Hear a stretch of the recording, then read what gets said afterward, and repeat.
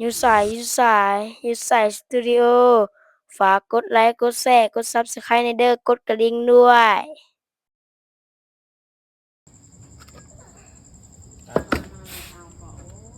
ปลาสดๆใหม่ๆมาจากลำคลองปลาแซ่บๆมาจากลำคลองเท่านั้นเด้อพี่น้องเด้อมาเบิ่งวิธีเฮ็ดนำกันเด้อพี่น้องเด้อขั้นตอนทำอิฐใส่ข้าวคั่วลงไปต่อมาใส่บักพริกป่นเด้อพี่น้องเด้อใส่ลงไปไผมักเผ็ดก็ใส่หลายไผมักน้อยก็ใส่น้อยเด้อพี่น้องเด้อขั้นตอนต่อไปมาลวกปลาแดกเพื่อให้มีความหอมรสชาตินุ่มนวลเด้อพี่น้องเด้อ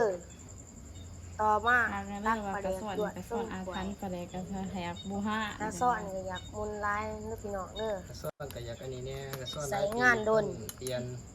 ขึ้นกับฝีมือคนเฮ็ดเนาะพี่น้องเนาะโอ้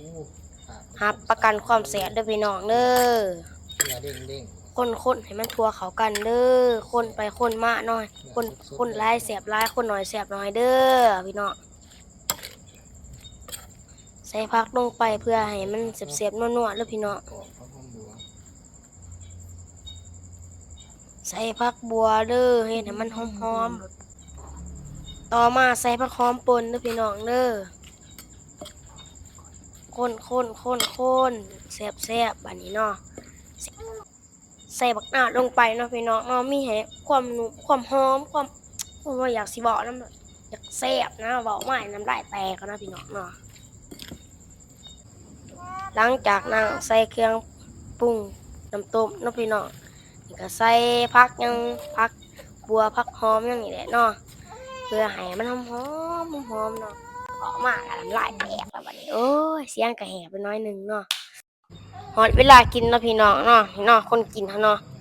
คุยหลายแซ่บหลายคุยน้อยแซ่บน้อยนี่ก็ผักเคเนาะมาจากสวนเนาะสวนแบบสดๆใหม่ๆเนาะปลูกเนาะเว้าวี่พากินพาเที่ยวเว้าคิมพาแซ่บเว้าอยู่เด้พาม่วนเด้อพี่น้องเด้อเบิ่งเว้าวี่ตักใส่เลยพี่น้องเด้อโอ้เป็นตาแซ่บอีหลีเนาะนี่ใส่เต็มปากเนาะเว้าวี่ละเฮ็ดเนาะนี่เนาะกินเว้าวี่เป็นตาแซ่บอีหลีละกินผักเคจะแม่นหลายมาจากสวนเนาะสดๆใหม่ๆเด้อแบบรับประกันแบบบ่เละบ่มุนหยังเนาะผักหลายผักหยังนี่เนาะนี่ก็ต้มปลาเนาะผักหอมปอมผักบัวผักไห้นี่ผักแขกเนาะ